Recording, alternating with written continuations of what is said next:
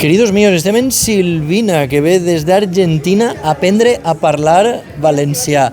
I com, bueno, de fet has participat en els VIPs del valencià i com el naix aquesta necessitat d'aprendre valencià? Per què comences a aprendre valencià?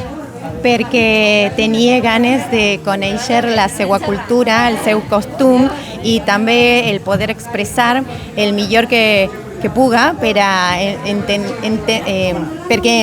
ens entendem un poc més. Correcte. Perquè jo sentia que no m'entenien i vaig a dir per què no aprendre la seva llengua per a entendre un poc més a vosaltres. Clar, ha sigut molt d'esforç perquè realment el parles molt bé, vol dir que qualsevol persona en un mínim d'esforç i de dedicació pot arribar a parlar-lo. T'ha costat molt o ho has trobat fàcil? Per a mi ha sigut un poc fàcil perquè m'agraden les llengües i també perquè la gent d'ací te dona suport quan ven que altra persona fa l'esforç de parlar la seva llengua. Aleshores, crec que ha sigut un poc fàcil per això.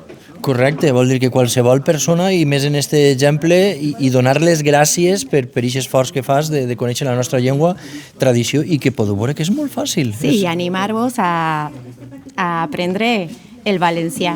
I a utilitzar-lo en el dia a dia, no? De forma quotidiana. Sí. Molt bé.